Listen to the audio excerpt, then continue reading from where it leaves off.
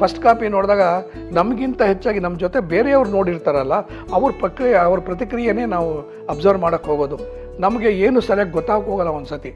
ಅವರು ಪಿಕ್ಚರ್ ಬಿಟ್ಟ ಮೇಲೆ ಅವ್ರು ಮೊದಲು ಕೇಳಿದ್ದು ಒಂದೇ ಒಂದು, where is the director, where is the director, Babu ಡೈರೆಕ್ಟ್ರಿಗೆ ಬುಲಾವ್. ಜೊತೆಗೆ ಪುಟ್ಟಣ್ಣ ಕಣಗಾಲ್ ಕೂಡ ಕರ್ಕೊಂಡು ಬಂದಿದ್ದಾರೆ. ರವಿಚಂದ್ರ ಫಾದರ್ ವೀರಸ್ವಾಮಿಗಳು, ಪುಟ್ಟಣ್ಣ ಕಣಗಾಲು, ಇನ್ನು ಸ್ವಲ್ಪ ಜನ ನೋಡಿದ್ದಾರೆ. ನೋಡಿದ ಮೇಲೆ ಪುಟ್ಟಣ್ಣ ಕಣಗಾಲ್ಗೆ ತುಂಬ ಇಂಪ್ರೆಸ್ ಆಗೋಯ್ತು ಪಿಕ್ಚರ್. ಎಷ್ಟು ಇಷ್ಟ ಆಗೋಯ್ತು ಅಂತ ಹೇಳಿದ್ರೆ,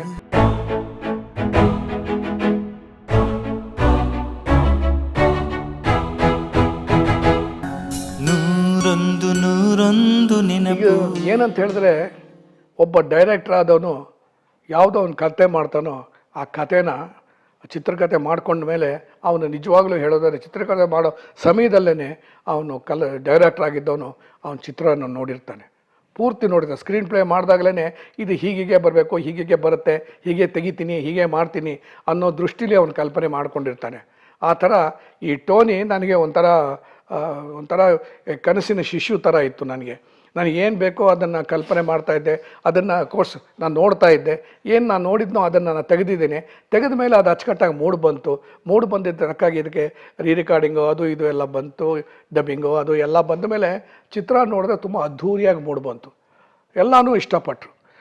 ಫಸ್ಟ್ ಕಾಪಿ ಈಗ ನಮಗೆ ಜಾಸ್ತಿ ಏನು ವರ್ಕೌಟ್ ಆಗೋಲ್ಲ, ಯಾಕೆಂದರೆ ನಾವು ಎಲ್ಲ ಹಂತದಲ್ಲೂ ನೋಡ್ಬಿಟ್ಟಿರ್ತೀವಿ. ಬಿಟ್ಟು ಫಸ್ಟ್ ಶಾರ್ಟ್ಗಳು ತೆಗಿತೀವಲ್ಲ, ಅವೆಲ್ಲ ತುಕಡದಲ್ಲೂ ನೋಡ್ಬಿಟ್ಟಿರ್ತೀವಿ. ಆಮೇಲೆ ಅದನ್ನು ಜಾಯಿನ್ ಮಾಡಿದಾಗ ಸೀನ್ ಹೆಂಗೆ ಬಂತು ಅಂತ ನೋಡಿರ್ತೀವಿ. ಆಮೇಲೆ ಎಡಿಟ್ ಮಾಡಿದಾಗ ನೋಡಿರ್ತೀವಿ, ರಿಕಾರ್ಡಿಂಗ್ ಮಾಡಿದಾಗ ನೋಡಿರ್ತೀವಿ. ಫಸ್ಟ್ ಕಾಪಿ ನೋಡಿದಾಗ ನಮಗಿಂತ ಹೆಚ್ಚಾಗಿ ನಮ್ಮ ಜೊತೆ ಬೇರೆಯವ್ರು ನೋಡಿರ್ತಾರಲ್ಲ, ಅವ್ರ ಪ್ರತಿಕ್ರಿಯೆನೇ ನಾವು ಅಬ್ಸರ್ವ್ ಮಾಡೋಕ್ಕೆ ಹೋಗೋದು. ನಮಗೆ ಏನು ಸರಿಯಾಗಿ ಹೋಗಲ್ಲ ಒಂದು ಸತಿ. ನಾವು ಅಂದ್ಕೊಂಡಿದ್ದು ಬಂದಿದ್ದರೆ ಸರಿ, ಸಂತೋಷ ಅಷ್ಟೇ. ಆಮೇಲೆ ಪ್ರತಿಕ್ರಿಯೆ ಇದೆಯಲ್ಲ, ನೀವುಗಳು ನೋಡ್ಬಿಟ್ಟು ಹೇಳಿದಾಗಲೇ ಅದು ಪ್ರತಿಕ್ರಿಯೆ. ಸೊ ಇದು ಏನಾಯಿತು, ಫಸ್ಟು ನನಗೇನೋ ಚೆನ್ನಾಗಿತ್ತು, ಎಲ್ಲ ಆಯಿತು. ಇದರಲ್ಲಿ ಸಂತೋಷಲ್ಲಿ ಕಾಣಿಸುತ್ತೆ, ಸಂತೋಷಲ್ಲೋ ಎಲ್ಲೋ ಥಿಯೇಟ್ರ್ ಮರ್ತುಬಿಟ್ಟೆ. ಅಲ್ಲಿ ಪಾಲ್ ಅಂತ ಇದು ಡಿಸ್ಟ್ರಿಬ್ಯೂಟ್ರು, ಆಮೇಲೆ ಅವರು ಪ್ರೊಡ್ಯೂಸರ್ ಆದರು. ಅವ್ರಿಗೆ ಪಿಕ್ಚರ್ ತೋರಿಸಿದ್ರು. ಯಾಕೆಂದರೆ ನಮ್ಮ ರಾಜೇಂದ್ರ ಸಿಂಗ್ ಬಾಬುನು ಕೂಡ ಒಂದು ಪಾರ್ಟ್ನರ್ ಅಂತ ಹೇಳಿದ್ನಲ್ಲ, ಅವರು ಇಲ್ಲಿ ತೋರಿಸಿದ್ರು. ನನಗೆ ಗೊತ್ತಿಲ್ಲ, ಎಷ್ಟೋ ಶುರು ಮಾಡಿಬಿಟ್ಟಿದ್ದಾರೆ. ಆಮೇಲೆ ನನಗೆ ಫೋನ್ ಮಾಡಿದ್ರು, ನಾನು ಜನಾರ್ದನ್ ಹೋಟ್ಲಿದ್ದೆ, ಹೋದೆ. ಅಷ್ಟೊತ್ತಿಗೆ ಪಿಕ್ಚರು ಮುಗಿದಾಗ ಮಧ್ಯೆ ಹೋಗಿ ನಾನು ಡಿಸ್ಟರ್ಬ್ ಮಾಡಲಿಲ್ಲ, ಯಾಕೆ ನೋಡ್ತಾ ಇದ್ದಾರೆ, ನಾವು ಬೇಡ ಅಂದ್ಬಿಟ್ಟು ನಾವು ಹೊರಗಡೆನೇ ಇದ್ದೆ. ಅವರು ಪಿಕ್ಚರ್ ಬಿಟ್ಟ ಮೇಲೆ ಅವ್ರು ಮೊದಲು ಕೇಳಿದ್ದು ಒಂದೇ ಒಂದು, where is the director, where is the director, Babu ಡೈರೆಕ್ಟ್ರಿಗೆ ಬುಲಾವ್ ಅಂದರು. ನನಗೇನಪ್ಪ, ದೊಡ್ಡ ಪ್ರೊಡ್ಯೂಸರು, ದೊಡ್ಡ ಡಿಸ್ಟ್ರಿಬ್ಯೂಟ್ರು ಏನು ಅಂತ. ಆಗ ಅವ್ರು ಹೇಳಿದ್ರು, what picture you have made sir, ಹಿಂಗೆ ಹೇಳಿದ್ರು. What picture you have made a wonderful picture, thanks, best of luck for you ಅಂದರು. ಆ ದೊಡ್ಡ ಡಿಸ್ಟ್ರಿಬ್ಯೂಟ್ರವರು. ಒಂದು ರೀತಿ ಸಂತೋಷ ಆಯಿತು. ಆಮೇಲೆ ನಾನು ಮದ್ರಾಸಲ್ಲಿದ್ದೆ. ನಾವು ಬಂದಾಗೆಲ್ಲ ಎಲ್ಲಿರ್ತಿದ್ವು ಅಂತ ಹೇಳಿದ್ರೆ, ನಾವು ರೇಸ್ ಕೋರ್ಸ್ ಜನಾರ್ದನ್ ಹೋಟ್ಲಲ್ಲಿ ನಮಗೆ ಮನೆ. ಅದು ಒಂಥರ ಮಡಿ ಹೋಟ್ಲದು. ಸೊ ಅಲ್ಲಿ ನಾನು ಕಂಡ್ರೆ ಇಷ್ಟ, ಅವ್ರುಗಳಿಗೂ ನಾನು ಕಂಡ್ರೆ ಇಷ್ಟ. ಅಲ್ಲಿರ್ತಿದ್ದೆ ನಾನು ಯಾವಾಗಲೂ. ಮಿಕ್ಕಿ ಟೈಮ್ಲೆಲ್ಲ ಚೆನ್ನೈಲಿರ್ತಿದ್ದೆ. ಇಲ್ಲಿ ಒಂದು ಸತಿ ವೀರಸ್ವಾಮಿಗಳು ಪಿಕ್ಚರ್ ನೋಡಿದ್ದಾರೆ. ವೀರಸ್ವಾಮಿಗಳು ಅಂದರೆ ನಮ್ಮ ರವಿಚಂದ್ರನ ತಂದೆ. ಅವರು ನೋಡಿದ್ದಾರೆ. ಅವ್ರಿಗೆ ನಾನು ಕಂಡ್ರೆ ತುಂಬ ಇಷ್ಟ. ಪಿಕ್ಚರ್ ನೋಡಿದ್ರೆ ಅವರು ನೋಡುವಾಗ ಏನು ಮಾಡಿದ್ದಾರೆ ಅಂದರೆ, ಜೊತೆಗೆ ಪುಟ್ಟಣ್ಣ ಕಣಗಾಲ್ ಕೂಡ ಕರ್ಕೊಂಡು ಬಂದಿದ್ದಾರೆ.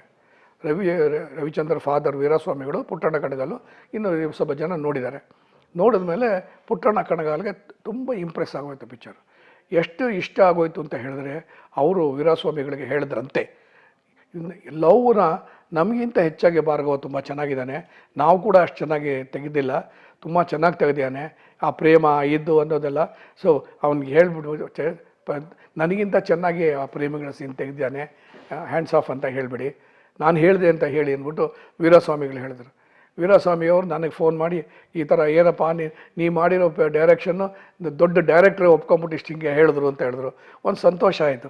ಒಬ್ಬ ಡೈರೆಕ್ಟ್ರು, ನಾನು ಅವ್ರ ಹತ್ರ ಅವಕಾಶ ಕೇಳೋಕ್ಕೆ ಹೋಗಿದ್ದೆ, ಯಾವ ಥರ ಕೆಲಸ ಕಲ್ತ್ಕೋಬೇಕು ಅಂತ. ಆ ಡೈರೆಕ್ಟ್ರ್ ಇವತ್ತಿನ ದಿವಸ ನಾ ಮಾಡಿರೋದು ಚೆನ್ನಾಗಿದೆ ಅಂತ ಹೊಗಳ್ತಾ ಇದ್ದಾರಲ್ಲ, ಅದಕ್ಕಿಂತ ಸಂತೋಷ ಇನ್ನೇನು ಬೇಕು.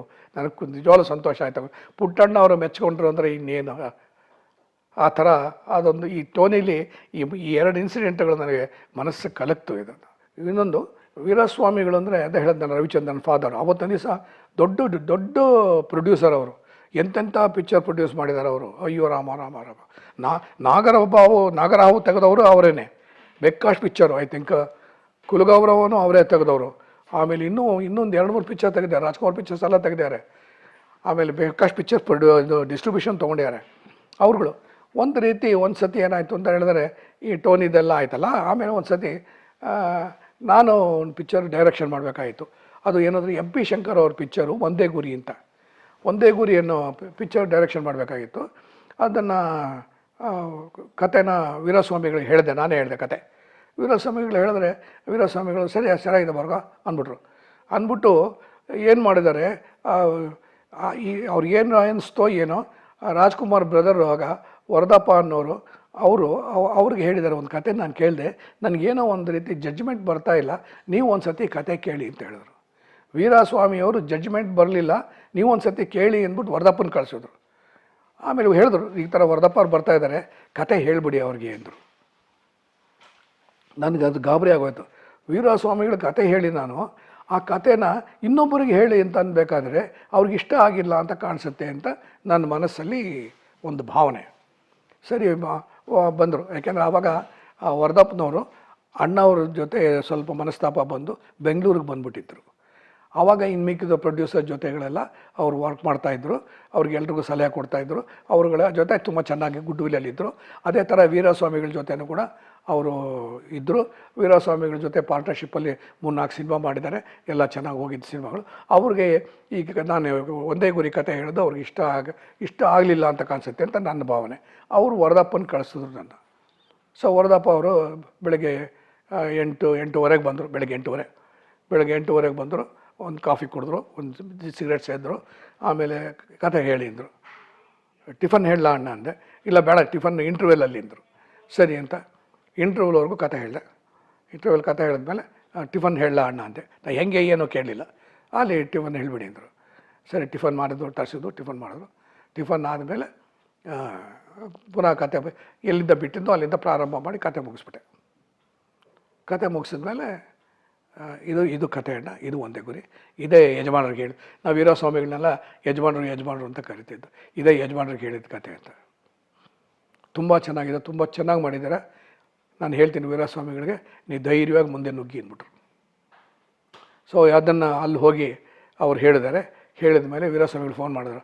ಆ ಕತೆ ಚೆನ್ನಾಗಿದೆ ಅಂತಲ್ಲಪ್ಪ, ಏನಪ್ಪ ಅಂತರು. ಅವ್ರು ಹಿಂಗೆ ಮಾತಾಡೋದು. ಸರಿ ಸರಿ ಬಾಸ್ ಅಂದೆ. ಸರಿ ಸರ್ ಮಾಡಿ ಶುರು ಮಾಡಿ ಕೇಳಿ, ಎಂ ಪಿ ಶಂಕರ್ಗೆ ಹೇಳ್ಬಿಡಿ, ನಾನು ಹೇಳ್ತೀನಿ ಎಂ ಪಿ ಶಂಕರ್ಗೆ ಇದು ಚೆನ್ನಾಗಿದೆ ಅಂತ. ಈ ಪಿಕ್ಚರ್ ಚೆನ್ನಾಗಿ ಬರೋಕ್ಕೆ ಕಾರಣ ಏನಂದರೆ ಎಂ ಪಿ ಶಂಕರ್. ನಾನು ಏನು ಹೇಳಿದ್ನೋ ಅದೆಲ್ಲ ಕೊಟ್ಟರು. ಹೀಗೆ ಈ ಚಲನಚಿತ್ರ ಅನ್ನೋದಿದೆಯಲ್ಲ, ಇದೊಂದು ಚಿತ್ರ ಮಾತ್ರ ಚಲಿಸ್ತಾನೆ ಇರುತ್ತೆ. ಒಂದೊಂದು ಸತಿ ನಾವು ಅಲ್ಲೇ ಇರ್ತೀವಿ, ಅಥವಾ ಈ ಚಲನಚಿತ್ರ ನಮ್ಮನ್ನು ಕೂಡ ಮುಂದೆ ತೊಗೊಂಡೋಗ್ತಾ ಇರುತ್ತೆ. ಆ ಥರದಲ್ಲಿ ನಾನು ಎಲ್ಲೋ ಒಂದು ಚಿತ್ರ ಡೈರೆಕ್ಷನ್ ಮಾಡಿದವನು 2 ಹೀಗೆ ಮಾಡಿ ಈಗ ಚಲನಚಿತ್ರದಲ್ಲೇ ನಾನೊಬ್ಬ ನಿರ್ದೇಶಕನಾಗಿ ನಿಂತ್ಕೊಂಡ್ಬಿಟ್ಟಿದ್ದೀನಿ. ಈಗ ನಿಮಗೆ ಹೇಳಿದೆ, ಈಗ ನಾನು ಟೋನಿ ಕತೆ ಹೇಳಿದೆ, ಟೋನಿ ಚಿತ್ರ ತೋರಿಸ್ದೆ ಅಂತ ಕಾಣಿಸುತ್ತೆ. ಈಗ ನನ್ನ ಒಬ್ಬರು ಹಿತೈಷಿಗಳು ಕೇಳಿದ್ರು. ಐ ಥಿಂಕ್ ಆ ಹಿತೈಷಿಗಳು ಕೇಳಿದ್ದು ಎಲ್ಲದಕ್ಕೂ ಉತ್ತರ ಸಿಕ್ತು ಅಂತ ಕಾಣಿಸುತ್ತೆ. ಟೋನಿಲಿ ಸಿಕ್ತು ಅಂತ ಹೇಳಿದ್ರೆ ರಘುರಾಮಗೆ ನೀವು ಫೋನ್ ಮಾಡಿಬಿಟ್ಟು ನಿಮ್ಗೇನು ಅನ್ನಿಸ್ತು, ಏನು ಪರಿಣಾಮ ಏನೋ ಅವ್ರಿಗೆ ಹೇಳಿ. ಯಾಕೆಂದರೆ ಫೀಡ್ಬ್ಯಾಕ್ ನನಗೆ ಬೇಕು. ಯಾಕೆಂದರೆ ಚಿತ್ರ ಚೆನ್ನಾಗಿದೆ ಅಂತ ಹೇಳಿದ್ರೆ ನಮಗೆ ಖುಷಿ ಆಗುತ್ತೆ. ಕೋರ್ಸ್ ಈಗ ಚಿತ್ರ ಎಲ್ಲ ಆಗೋಗಿದೆ, ಅದು ಬೇರೆ ಪ್ರಶ್ನೆ. ನಿಮ್ಮ ಅಭಿಪ್ರಾಯ ನೀವು ಕೇಳಿದ್ರಲ್ಲ ಅದೇನು, ಅದ್ರ ಬಗ್ಗೆ ಒಂದೆರಡು ಮಾತನ್ನ ನಾವು ನಮ್ಮ ರಘುರಾಮಗೆ ತಿಳಿಸ್ಬಿಡಿ.